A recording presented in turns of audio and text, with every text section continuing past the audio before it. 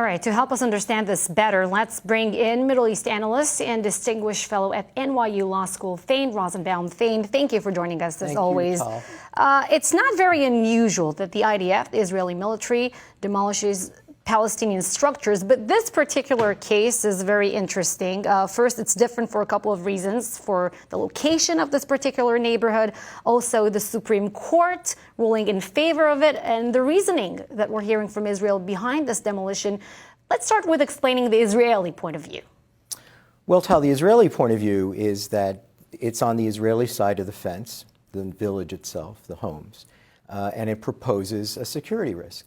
And so therefore, if you think about the way in Gaza, this is the West Bank, but in Gaza, people invite terrorists, Hamas, into their homes, allow the homes to be used as command centers, allow them to store weapons. This could be done on the West Bank, right? And in this case, you would have Israel be incredibly vulnerable because these homes would be able to hide away terrorists and their weapons. That's the Israeli argument. Now, the Palestinians, they say that this is, and I'm quoting, pretext to push them out of the Jerusalem area. They also say another interesting thing, which is, there's a housing crisis there, and it's nearly impossible to get construction permits from Israeli authorities.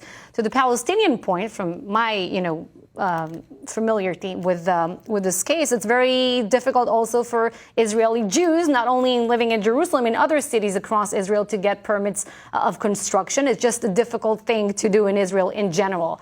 What does the law say? That's what we should ask, I think. Well, remember, the Palestinians have also made a larger argument, which is that the entire security fence itself is an effort by the Israelis to encroach on Palestinian land, right? I mean, they forgot about the Second Intifada. They focus instead on the existence of the fence. Look, in the United States, we have the Patriot Act. When it comes to national security and defense, that's the priority of Israel's government, the United States' government. And so, yes, the Supreme Court of Israel, remember, Tal, is not like the Supreme Court of the United States. It's not conservative. It's actually liberal. When it comes, oftentimes, the Supreme Court of Israel actually rules in favor of Palestinians when it comes to these housing questions and when it comes to settlement construction. So I think it's significant that in this case, the Supreme Court of Israel sided with the Netanyahu government. So in other words, can Israel demolish structures within what we call Area A, which is Palestinian Authority-controlled areas? Well, here's the thing. The Palestinian Authority retained the authorization to build these structures. But in this instance, the special circumstances where in 2012, the Israeli military, IDF, actually provided its own ruling. This is too much of a risk. And now here we are in 2019, the Supreme Court of Israel has ruled in favor of the government and that IDF decision. So yes, when it comes to national security, the Supreme Court would have authority even overriding the Palestinian Authority. The real more important question, Tal, is why would the Palestinian Authority be issuing these permits now after hearing that the Supreme Court of Israel has ruled against these permits? Because you knew that demolition was coming. And this reminds me... But the deal of the century is also coming. Yes, this is true. And you're right, Tal. The optics here are terrible. But part of what it means to live in Israel is terrible optics.